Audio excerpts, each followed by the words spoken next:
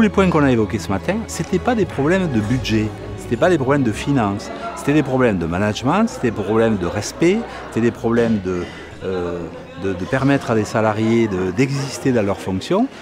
Et je trouve que la bonne idée de la journée, c'est de dire, le point positif, c'est que ce n'est pas qu'une affaire d'argent. Alors certes, la situation financière elle est compliquée, mais c'est trop commode de renvoyer tout à la situation financière. Je pense qu'on peut aller bien au-delà et que dans les structures, on est prêt à valoriser ce qui est à valoriser, à attirer les nouveaux salariés. Et je pense qu'on a énormément d'atouts, à condition qu'on soit promoteur d'idées, de projets, et je pense qu'on en est capable. La problématique touche tous les hôpitaux. Les agents fuient les établissements pour aller travailler ailleurs et voire changer de métier. Jamais on a connu des fermetures de services d'urgence.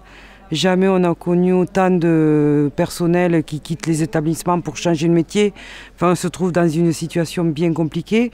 Et nous, aujourd'hui, le travail, c'est essayer de détecter le pourquoi et qu'est-ce qu'on peut faire pour rendre attractif, voire de garder les agents dans les établissements pour leur expliquer déjà que l'herbe, elle n'est pas plus verte ailleurs. On n'a pas encore trouvé la solution miracle, mais on y travaille. Moi, ce qui me fait rester, c'est que j'aime ce que je fais auprès des patients.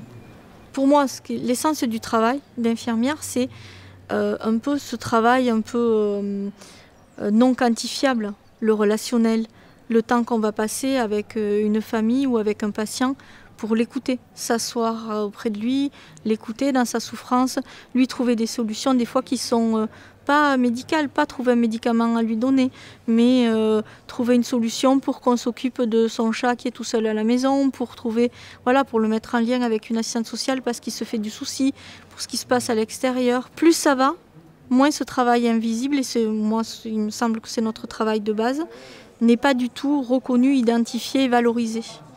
Et ça, je pense que c'est pour moi, s'il y avait un monde idéal, ça serait celui-là, c'est-à-dire on n'est plus à savoir combien d'actes vous faites dans la journée, mais ce qu'on va regarder, c'est qu'est-ce qui se passe à la fin de la journée, d'avoir pris le temps des fois de parler avec une famille. Il y a moins d'agressivité, il y a moins de difficultés, il y a moins de harcèlement au téléphone pour avoir des nouvelles de quelqu'un parce qu'on prend le temps 5 minutes d'expliquer comment ça se passe, qu'est-ce qui se passe. Voilà, enfin, plein de choses comme ça. Et pour moi, ça serait l'essentiel. Moi, je suis reboosté là. Je suis reboosté. Là, en fait, c'était l'apéritif. Moi, j'ai envie d'attaquer le repas, quoi. D'attaquer le repas. Je sais pas, on va mettre des groupes de travail. Moi, je pourrais peut-être allouer du budget spécifiquement pour la mise en place de ces choses-là. En tout cas, vraiment, le modèle qu'on a actuellement, il est arrivé à bout de souffle. Donc, si on ne réagit pas, il ne va pas changer comme ça tout seul. Donc il faut peut-être prendre le courage de casser ce modèle-là, de se poser les bonnes questions. Et en plus ça, là, c'est facile, on a des représentants du personnel. Donc on a quasiment déjà, nous, les protagonistes pour bâtir le projet. Maintenant, il ne reste plus qu'à le mettre en forme et à se lancer.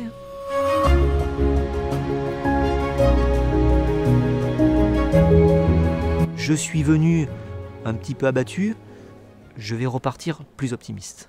C'est plutôt stimulant parce que ça nous recentre un peu sur les actions essentielles pour que nos établissements redeviennent attractifs. On sait ce qu'il y a à faire, il faut maintenant se donner la possibilité de le faire. Ça permet d'avoir différents points de vue, différentes approches de la question qui, en se confrontant, s'auto-alimentent et se stimulent les uns les autres pour qu'on essaye de progresser dans la réflexion et dans les pistes de solutions pour améliorer l'attractivité dans nos établissements. Ça nous bouscule, hein. On se remet en question, on va chercher au travers du brainstorming des choses, on partage avec des professionnels. Moi, j'aurais peut-être jamais eu l'occasion d'aborder ces sujets-là avec ce type de professionnels-là. Et c'est ça qui met la richesse dans nos discussions et qui va permettre, je pense, de faire des productions qui vont être concrètes. En fait, ce qui est intéressant dans cette journée, c'est vraiment la confrontation des points de vue. Moi, je suis DRH, donc on peut se dire, la DRH, elle ne connaît pas le quotidien. Donc là, je discute avec des professionnels qui accompagnent des agents au quotidien. Et donc, on a pu confronter des points de vue. Et ce matin, je trouvais que les échanges étaient riches, en fait. De se dire, voilà, vous, comment vous vous accompagnez, moi, comment j'accompagne en tant que DRH. Et finalement, on se rend compte qu'on converge malgré tout. Et quand on arrive à faire un entretien commun avec un professionnel et à répondre de la même manière à son besoin d'évolution, on arrive aussi à fidéliser. Et ça, j'ai trouvé ça vraiment très intéressant ce matin, cette analyse conjointe qu'on a pu faire avec des regards différents, et on se rend compte qu'on accompagne finalement de la même manière, avec les mêmes valeurs, l'écoute, le temps, la prise en compte de l'individu dans sa singularité. Au-delà des rôles et des missions de chacun, que ce soit les directeurs ou les représentants des personnels, c'est les valeurs communes de la NFH qui font qu'ensemble, on construit quelque chose et on va de l'avant pour progresser. Au-delà des postures que les uns et les autres peuvent avoir ou défendre dans leur établissement, dans leurs institutions respectives. Ça m'a remotivée par rapport à moi, parce que là on parle de fidélisation, d'attractivité au sein du service public et comment avec la NFH on peut travailler tout ça. Moi déjà de retravailler ça pour les autres, ça m'a repositionné un petit peu pour moi. Quand on arrive à un moment donné de sa carrière où on se demande comment on va trouver l'énergie pour continuer un petit peu plus. Mais ça me rassure déjà, parce que je me dis que finalement il y a de plus en plus d'initiatives qui vont dans ce sens, et ça me donne envie d'aller encore plus loin. Et je me dis que je suis peut-être dans la bonne voie pour parvenir finalement à recruter des professionnels et à ce que ces professionnels se sentent bien dans leur milieu du travail, puisque c'est vrai que c'est des métiers aujourd'hui au niveau de la santé qui sont assez compliqués et qui ne sont pas forcément valorisés. Donc je pense que cette valorisation, moi je m'évertue à la mettre en œuvre, à remercier les professionnels, leur donner confiance et instaurer cette relation de confiance qui pour moi est vraiment le maître mot aujourd'hui du fonctionnement qu'on doit avoir dans les hôpitaux. Quand on a travaillé sur la fiche, on a mis le mot hospitalité. Et on trouvait que c'était assez un jeu de mots entre l'hôpital et l'hospitalité, parce qu'effectivement, nos établissements, ils ont cette chance effectivement de pouvoir accueillir à la fois des patients, des résidents ou des usagers. Mais ce sont des êtres humains avant tout, et c'est ça qu'il faut qu'on redonne comme vision. Ça me donne envie de le faire connaître aux agents collègues dans mon établissement pour vivre cette expérience, parce qu'en fait on ne se connaît pas les uns les autres, ni dans la hiérarchie de nos collègues, ni dans la collègue en soi, ni dans la structure de l'établissement dans laquelle on travaille. C'est parole, poser la parole. On va faire venir des agents hospitaliers à partir du moment où on leur propose que leur envie, leur désir, leur parole soient à minima entendus et écoutés. On irait sur une approche peut-être plus humaine du travail au sein d'un établissement, qu'il soit grand ou petit, c'est-à-dire redonner sens au collectif, parce que c'est très souvent mis en avant par les équipes. Et je pense que s'il y a quelque chose qui peut sauver les hôpitaux en termes d'attractivité, c'est recréer ce sens du collectif et le fait d'apprécier d'être au sein d'une équipe qui doit être bienveillante, humaine et aussi qui doit avoir conscience de la qualité du travail qu'elle produit. Me battre avec les idées que j'ai eues aujourd'hui, du style, voilà, peut-être un peu plus de soutien, peut-être un peu plus d'écoute des agents, peut-être un peu plus de temps de parole aussi, pour exprimer la souffrance que l'on peut vivre dans des situations compliquées, qui font que si on les évacue un petit peu au fur et à mesure, ça peut nous donner l'énergie de continuer et de rester dans ce qu'on fait. Alors que si on met toujours un couvercle sur ses souffrances et sur ses émotions et ses difficultés, bon, à un moment donné, le couvercle il explose et là, on n'a plus qu'une solution, c'est la fuite.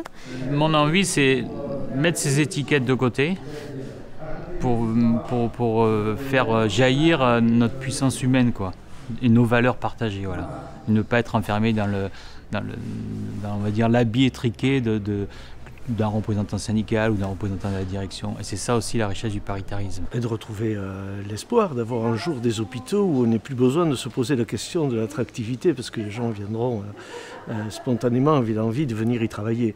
Bon, c'est peut-être un rêve, hein, mais... Dans l'idéal, j'ai des professionnels qui ont le sourire en arrivant travailler le matin. Ils sont contents de prendre en charge leurs résidents, quelles que soient les contraintes et les difficultés.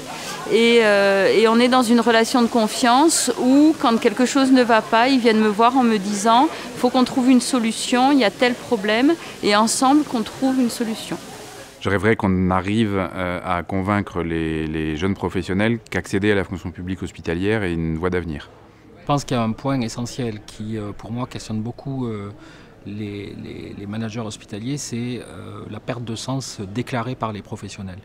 Et je pense que c'est central et que s'il y a une action à avoir, c'est redonner ou remontrer le sens de ce que font nos professionnels aujourd'hui. Je pense que du sens, il y en a, il faut le montrer.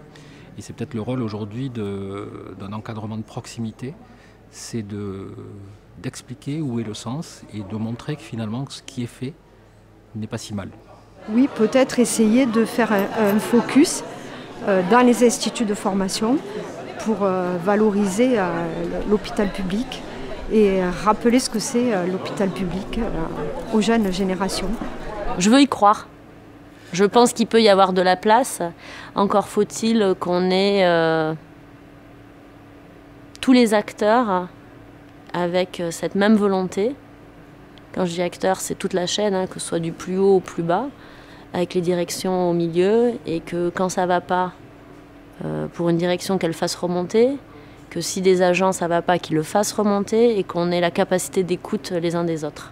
Et qu'on sorte d'un modèle dicté par je ne sais qui et je ne sais où, et justement qu'on remette ces valeurs de service public et d'accompagnement au centre, et non plus d'argent et de rentabilité. Je crois qu'il est extrêmement important aujourd'hui de dire aux gens comment peut marcher la formation, comment on peut profiter encore de l'ascenseur social qui permettra de trouver sa place et de trouver justement là une attractivité réelle des établissements hospitaliers aujourd'hui. Il faut qu'on bosse avec les chercheurs. Voilà, on se prive du savoir des chercheurs. Un doctorant qui fait une thèse, c'est extraordinaire au niveau de l'expertise. Et puis la méthodologie du chercheur, c'est la démarche stratégique, voilà, qui amène des résultats. Alors que nous, des fois, les résultats ne sont pas au bout. Donc je ferai une bonne articulation avec l'université et avec le monde des chercheurs. Et on les intéresse, parce que nous, on a un secteur expérientiel extraordinaire.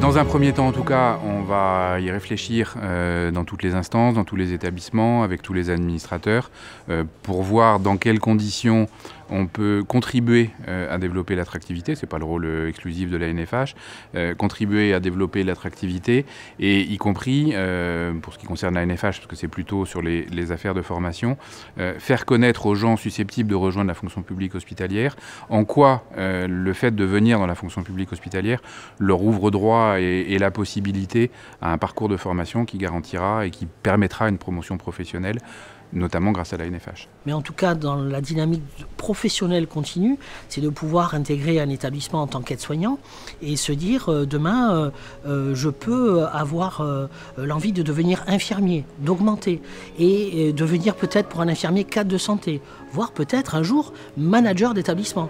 Ben, ça ouvre un champ des possibles beaucoup plus large que de penser qu'on est dans une case et qu'on va rentrer dans cette case-là et qu'on va y rester pendant 30 ou 40 ans. L'objectif, ça va être de mobiliser les équipes et de basculer d'un management historiquement hiérarchique dans les hôpitaux vers un management beaucoup plus participatif où les équipes vont être mobilisées ensemble de façon collective à proposer des idées, des projets pour justement leur donner envie de rester chez nous et de s'impliquer dans leur travail et dans leur équipe. C'est une méthode qui fait intervenir tout le monde. Et quelle que soit ta catégorie socio-professionnelle, quel que soit ton rôle dans l'établissement, tu as une parole à donner, tu as des choses à dire sur ton métier. Et ce que je trouve intéressant, c'est que c'est celui qui fait le travail qui en parle et qui va montrer les obstacles et qui va peut-être donner des pistes de solutions à son niveau. Et donc, en termes d'attractivité, c'est quand même important que les agents se disent « j'ai quand même la parole, j'ai quand même mon mot à dire sur le travail que je fais ». C'est-à-dire que c'est cette notion de co-responsabilité. Je travaille avec des équipes où je leur demande, on est toujours là quand même et on reste dans nos rôles d'encadrant, mais on leur demande de porter avec nous les projets et surtout de s'appuyer sur ce qu'ils savent faire. En fait, tout établissement sait faire des choses et a des compétences, a une plus-value à donner. Et donc il faut attraper la plus-value de celui qui veut venir chez nous et la transformer chez nous. Comme ça, des fois, on peut se décaler Que c'est quelque chose de très compliqué parce qu'il faut dépenser une énergie folle à inverser un petit peu la vapeur et à faire entendre aux professionnels qu'ils ont la main et qu'on leur donne la capacité d'être force de proposition. Et on n'a pas encore l'habitude dans les hôpitaux à fonctionner comme ça. J'y crois tellement que là je suis dans la phase de donner envie aux autres de rentrer dans la même démarche.